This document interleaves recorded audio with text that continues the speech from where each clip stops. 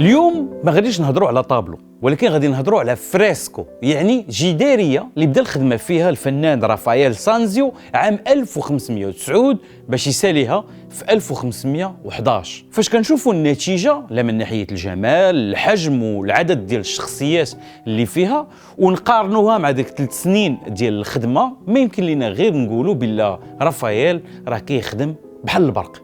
الفريسكو مجموع فيه دريم تيم ديال الفكر الغربي، اشهدوا يا علماء وفنانين وفلاسفه. طابلو اللي الغرض ديالو هو يمثل الفلسفه في واحد من الحيوطه ديال لا ستينزا دي لا سينياتورا، واللي كانت المكتبه الخاصه ديال البابا جوليوس الثاني، واللي طلب من صاحبنا رافائيل باش يرسم على الحيوط بربعه ويمثل 4 ديال الافكار السائده في لا رينيسانس، واللي هي ثيولوجي يعني الامور الدينيه، ليتراتور ولا البويتري يعني الادب، والشعر جاستيس العداله، والفلسفه فلسفي اللي هي المحور ديال هذا الطابلو اللي سميتو The School of Athens، مدرسه اثينا. اول حاجه اللي كتثير الانتباه ديالنا هو العدد ديال الشخصيات اللي في اللوحه، اكثر من 50 ديال الناس وزيد عليهم الشخصيات المنحوته في الحيط. هذا الغاشي كامل خاصو يتقدم بواحد الانسجام كبير الا ما بغيناش يبان بحال شي هايلالا. كنشوفوا ان رافائيل حط الشخصيات ديالو بطريقه مدروسه ودقيقه. نبداو من البدايه. غالبا العين ديال بنادم فاش كتامل في جداريه ديال هذا الحجم غادي تقلب على الوسط ديال اللوحه، هذاك هو النقطة ديال الانطلاقة ديالنا في القراءة ديال هذا العمل. وفي الوسط ديال هذه اللوحة كاينين 2 ديال الشخصيات اللي من غير أنهم في الوسط فراهم بحال إلا محطوطين في كادر ديالهم بوحدهم، كادر وسط الكادر، البوزيشن ديالهم تحت من القوس والكونتراست ديال ريوسهم مع السماء الزرقاء كيخلينا نتأكدوا بأنهم شخصيات مهمة.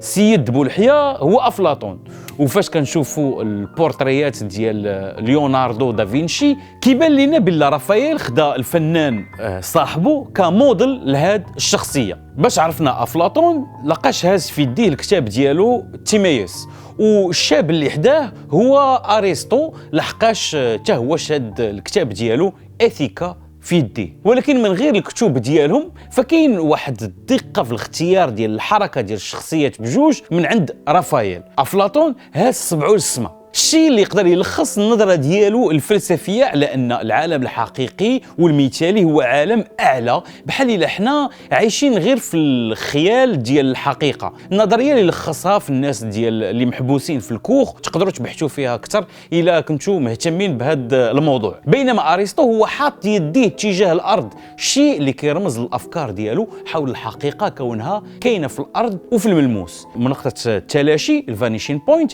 كيبان لنا بحال الا رافائيل رسم الحدود ما بين 2 ديال التيارات الفكريه في وسط اللوحه، وجمع 2 ديال الفراقي ديال الفكر مخلطه من 2 ديال الجوايح ديال المدرسه. يلا نتساراو في هذا الفريسكو ونحاولوا نشوفوا الشخصيات اللي نقدروا نتعرفوا عليها. اللي قال افلاطون خاصو ولا بد يقول سقراط، الفيلسوف الوحيد اللي كلنا قرينا الكتب ديالو، وانا متاكد من هذه القضيه لحقاش سقراط عمرو كتب شي كتاب. سقراط كيبان لينا جالس في حوار مع مجموعه ديال الناس كيحاول يقنعهم بشي حاجه، روتينه اليومي. يمكن لينا نتعرفوا ايضا على فيثاغورس اللي جالس كيكتب ودايرين به شخصيات منهم ارخميدس، كيبين واحد اللوحه مرسوم فيها شي وحده من التجارب ديالو، وغير حداهم كاين ابن رشد لابس الرزه، وراه واحد السيد كيكتب متكي على البوتره ولابس تاج مصايب بالورق ديال العنب. هذا السيد غالبا الفيلسوف ايبيكور اللي كان النظريه ديالو في الحياه هي الزهو والبحث عن النشاط. بطبيعه الحال هذا الشيء اللي كنقول دابا راه تلخيص عامي بزاف وكنزيد فيه واحد شويه. الناس اللي باغيين يتعرفوا اكثر على هاد الفلاسفه كنصحهم يديروا البحوث ديالهم. تحت الدروج معزول بوحدو وحاط يديه على خدو بحال شي مهموم كيبان لينا هيراكليتس.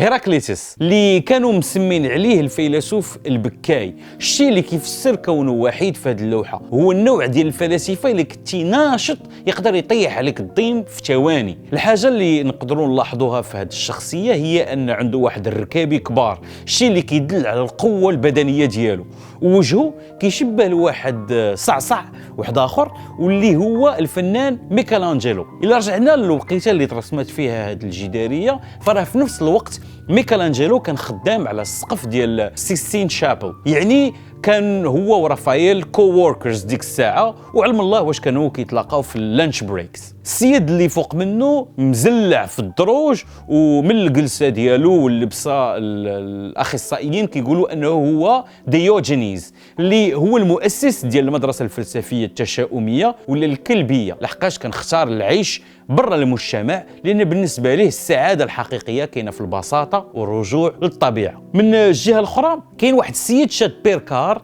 كيهندس ويبرهن للناس شي حاجه، هذاك السيد هو أوقليدس، والجروب ديال الناس اللي حداه في وسط منهم بحال الا مخبي شويه، ولكن في نفس الوقت بحال اللي كيشوف فينا كيبان لنا مول الرسم هيمسيلف رافائيل اللي حط راسو وسط هاد المفكرين وهاد العلماء الكبار، بحال اللي كيقول لنا راه حتى انا واحد من هاد الناس وعضو من هاد النخبه. الا جينا نتمعنوا ونحاولوا نتعرفوا على كاع الشخصيات ديال الفريسكو، راه غادي الحلقه تكون فيها سيمانه. رافائيل ما حددش هاد الشخصيات اللي هضرنا عليها من الاول، ولكن اعتمد على الملامح ديال الوجه، التعبير الجسدي والاستعمال ديال الاكسسوارات باش يخلينا واحد الكلوز، واحد الادله على شكون يقدروا يكونوا. تخيلوا معايا الاجيال ديال الناس اللي كانت عندها الفرصه باش يدخلوا لهذا المكان ويتمتعوا في هذه اللوحه، والنقاشات اللي ناضت حول الهويه ديال كل الشخصيات، حوار ونقاش اللي باقي حي